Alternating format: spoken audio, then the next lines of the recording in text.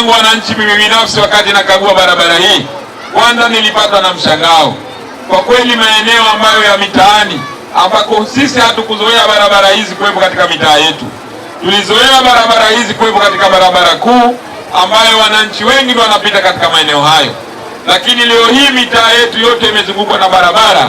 Kwa kweli Mheshimiwa Rais ametutendea haki na tumpigie makofi mengi sana. Ombi langu kwa wanarombo na wana Kigamboni, tuendelee kumuunga mkono Daktari Samia Suluhu Hassan kwa maendeleo haya ambayo anatuletea.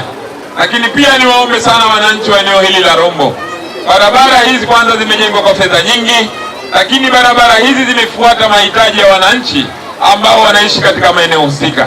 Lakini barabara hizi kutokana na taarifa ambayo tumeambiwa zitajengewa mitaro mipembeni kwa maana ya mifereji. Niwaombe sana ndugu wananchi ambao mnaishi katika maeneo ya barabara hizi, hakikisheni mnazitunza na mnahifadhi mazingira juu ya barabara hizi. Tunatambua baadhi ya wananchi sasa kama walikuwa taka zao wanatupa kwenye majaa, sasa leo hii watakapoona ile mifereji ya barabara, mtu taka zake ataanza kuzitupa ndani ya barabara na kusema ikija mvua taka hizi zitaondoshwa na mvua. Niwaombe sana ndugu wananchi, tusifanye hivyo, tuendelee kuzitunza na kuzithamini. Msawa ni diwani wa kata Kigamboni. Kwa kweli siku ya leo ni siku ya furaha sana kwangu, kwa sababu Mwenge umekuja kwenye kata Kigamboni kwa ajili ya kufungua barabara ya lami ambayo ina urefu wa 0.6 yenye thamani ya milioni 760. Barabara hizi za Kigamboni ni moja ya jitihada za Mama Samia Suluhu Hassan kuangalia kata Kigamboni.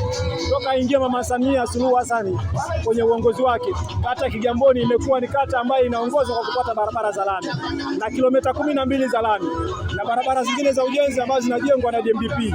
Kwa kweli mimi namshukuru sana Mama Samia kwa utekelezaji wa ilani ya Chama cha Mapinduzi kwenye kata ya Kigamboni. Kwa kweli nampongeza Mama Samia na ninamwombea kwa Mwenyezi Mungu amweke maisha marefu sana.